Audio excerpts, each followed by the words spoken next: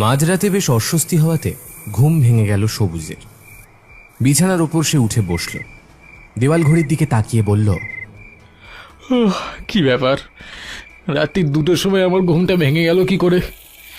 এরকম তো আগে কখনো হয়নি আমার সাথে।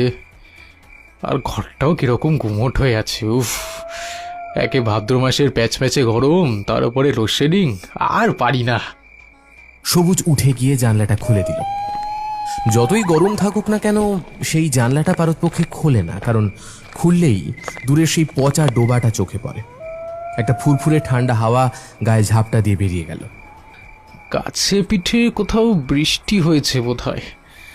যাই, আরেকবার শোয়ার চেষ্টা করে দেখি, কালকে আবার সকাল সকাল উঠতে হবে। সবুজ বিছানায় গিয়ে শুয়ে পড়ল, এপাশ ওপাশ করে ঘুমানোর চেষ্টা করল। একবার ঘড়ির দিকে তাকিয়ে দেখল 2:30 বাজে। হঠাৎ দূর থেকে একটা মিষ্টি বাঁশির শব্দ কানে এলো তার। সবুজের গায়ের লোম খাড়া হয়ে গেল। থরথর করে কাঁপতে কাঁপতে দু হাতে কান চাপা দিয়ে শোয়ার চেষ্টা করল। হ্যারি, আবার সেই শব্দটা। কিছুতেই যে শব্দ আমার পিছু ছাড়ছে না, আর জানলাটা খুললেই এই এই বাঁশির শব্দ কানে আসে আর মনে পড়ে যায়।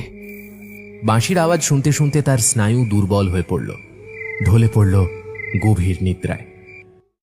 সবুজ, এই সবুজ, হট! এখানে কি করছিস তুই? আমি এখানে কি করে এলাম? শম্ভু কাকা, তুমি এখানে? তোর বাবা মা তোকে গোটা গ্রাম খুঁজে বেড়াচ্ছে।